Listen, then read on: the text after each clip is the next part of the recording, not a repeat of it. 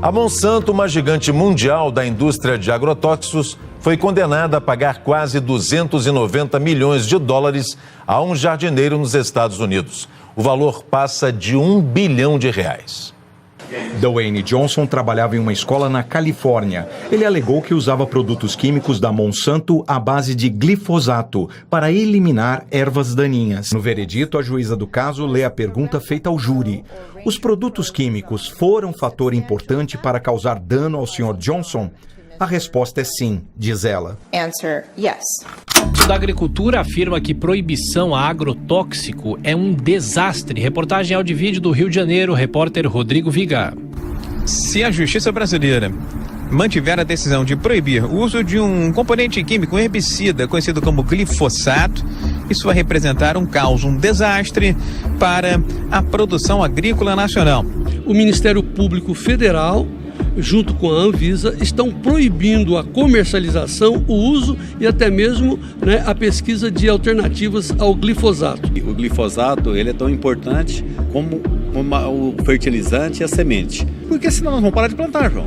Nós não vamos conseguir, o produtor não tem como fazer isso. Então, eles querem, o Ministério Público quer que a gente pare de plantar? Então, vamos parar de plantar. Aí vamos ver a consequência que nós vamos trazer para a nossa população e para os 1 bilhão e 200 milhões de pessoas que alimentam os nossos produtos. Se a gente pode dizer que a agricultura ela fica refém a essas empresas de biotecnologias, a gente pode dizer isso? Certamente. Inclusive, quando a gente estuda o momento em que essas tecnologias são introduzidas, nós percebemos as estratégias comerciais. Por exemplo, antes da Monsanto lançar o seu primeiro produto, que foi a soja transgênica, ela comprou as principais empresas que produziam sementes no Brasil. De modo que ela preparou o mercado para ela entrar. Ela se associou com a Embrapa, que é a grande empresa pública brasileira de pesquisa. Ela tem um convênio com a Embrapa. A soja transgênica que a gente tem no Brasil é da Monsanto e da Embrapa. Portanto, ela liquidou qualquer concorrência possível e durante muito tempo, inclusive, houve muita dificuldade de obter sementes não transgênicas de soja e mais tarde de milho. Nós temos hoje uma soja transgênica. Essa soja foi patenteada por uma empresa chamada Monsanto. E essa empresa chamada Monsanto tem um herbicida que funciona com os genes desta soja. Morrem, quando for aplicado um herbicida para controlar as ervas daninhas da soja, morrem todas as ervas daninhas, menos a soja. Porque houve um casamento.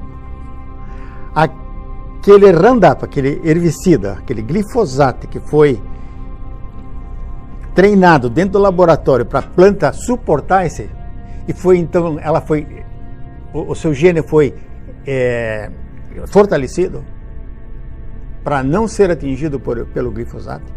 A soja então prospera apesar das aplicações de herbicida. Então hoje se faz uma agricultura de venda cruzada. Aquela soja só pode ser plantada se comprar determinado herbicida. Notaram a perversidade? Então aquele agricultor que comprar uma semente transgênica, ele, na hora da colheita, na hora de embarcar essa soja no porto, essa soja ela é avaliada, investigada no laboratório, e se ela for com características transgênicas, o agricultor tem que pagar uma parte para o dono da patente. Produziu, na hora da venda, na hora da exportação, ou na comercialização, esse agricultor tem que pagar royalties para a empresa detentora dessa patente. Acontece muitas vezes que um agricultor não plantou soja transgênica, mas o vizinho plantou soja transgênica. E houve, pela proximidade das áreas cultivadas, plantadas, houve um cruzamento das sojas. E ele acabou produzindo uma soja transgênica sem saber. No momento que ele for vender a soja dele, achando que a soja dele é limpa, não é engenheirada geneticamente, ele vai ficar pasmo, porque vem uma conta e ele vai pagar royalties sem saber. A chefe de cozinha, Paola Carosella, destacou a importância da rotulagem dos alimentos geneticamente modificados. Na verdade, isso pode ser interpretado como que isso aqui é meio mimimi, porque 1% é muito pouco. Mas a realidade, o que mais pega nessa PL é que a forma como vão ser analisados os alimentos contendo transgênicos muda. Enquanto hoje é feita antes, nesse projeto de lei, se fala que ela vai ser feita depois, no fim do processo. Então, no fim do processo do alimento, pode ser que seja muito difícil rastrear o transgênico. Com isso, pode até ser que na rotulagem fale não contém transgênico, mas na verdade tem dentro ingredientes transgênicos.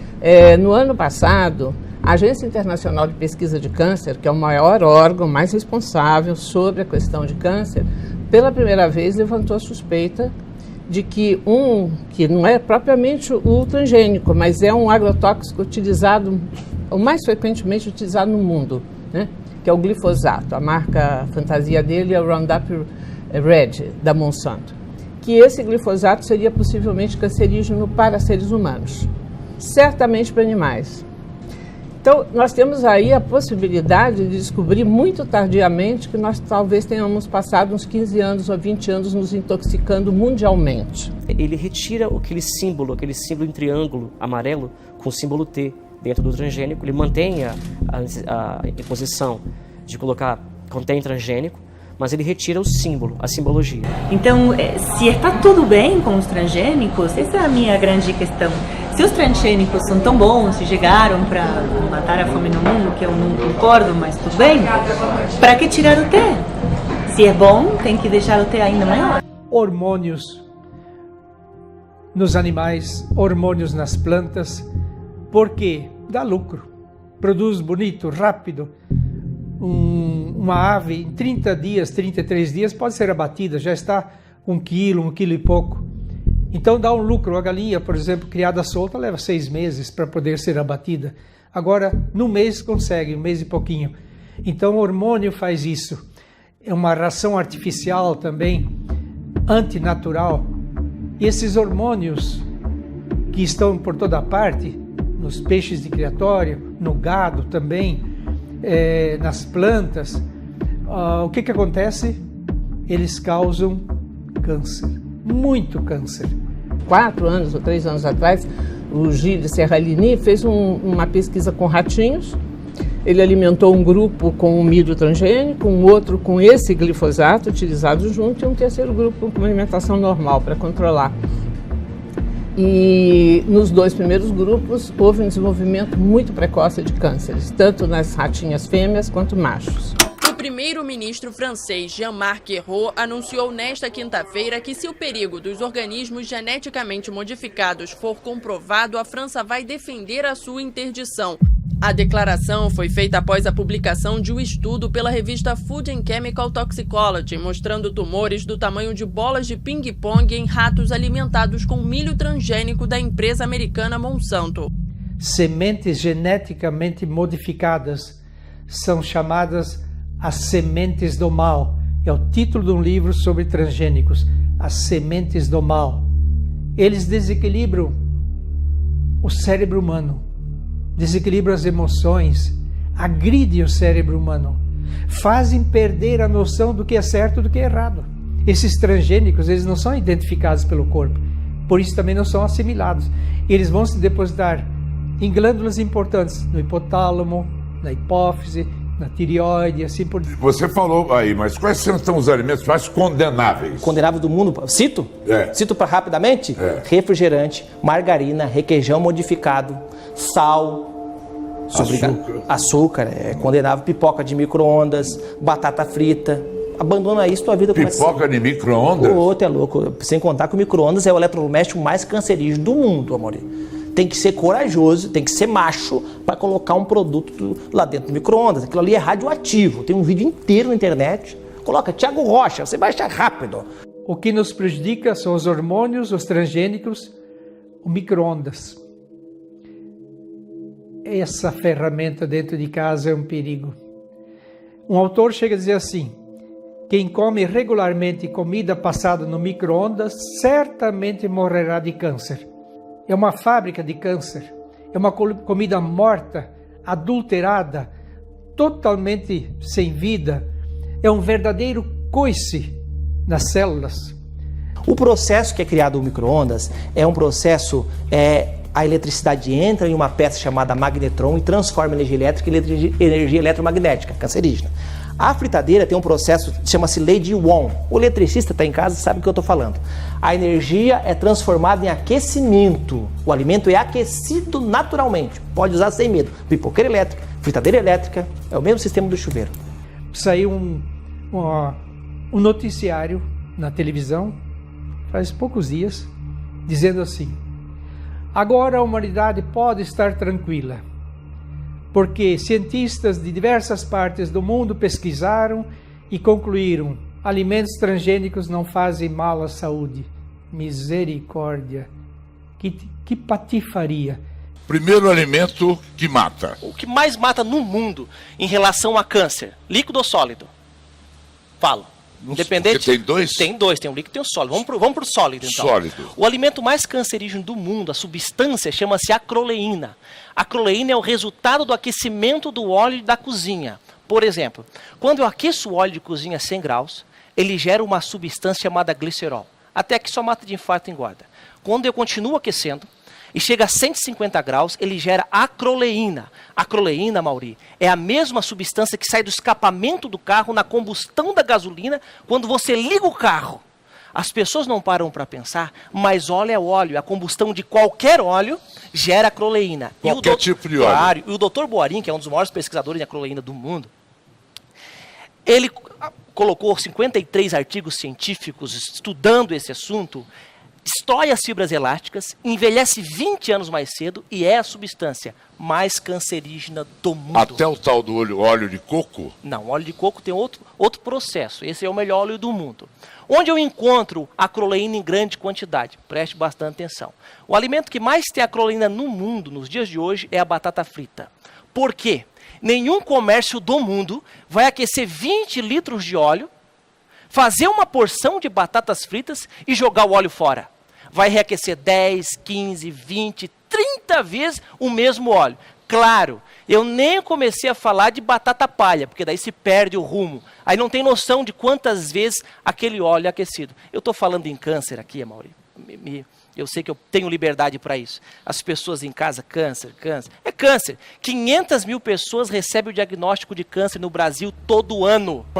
Outro alimento, requeijão. Requeijão é um dos alimentos, um dos queijos mais infartadores no mundo. Tem 10 tipos de queijo principal. Um deles é o requeijão. Só que o requeijão batizado. O que é requeijão batizado, Amaury? Requeijão batizado é que, como o requeijão é um produto caro, a marca mais famosa chegou em 1911 no Brasil, é um produto caro, tá? Então eles colocaram 30%, de 25% a 30% de gordura hidrogenada, de 20% a 15% também de amido de milho. Coloca uma droga chamada de acetil, porque fica com gosto de sabão. Imagina, gordura hidrogenada,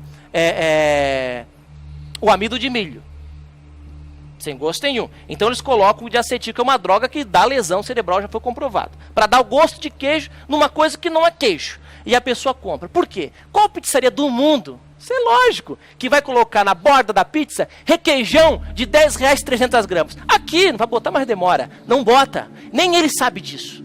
E a pessoa fica comendo, achando até que é engraçadinho. Que loucura.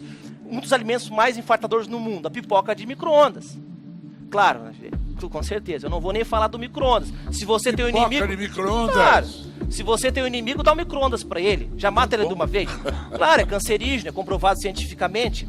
Agora, por que a pipoca de micro-ondas fica com aquele cheiro 2 dias na casa? Claro, é uma droga chamada diacetil. O diacetil é uma droga americana, por sinal. Para dar a síntese e sabor do mesmo gostinho e cheirinho do queijo. Só que não é queijo. Olha o que acontece, Amaury. Isso é muito sério.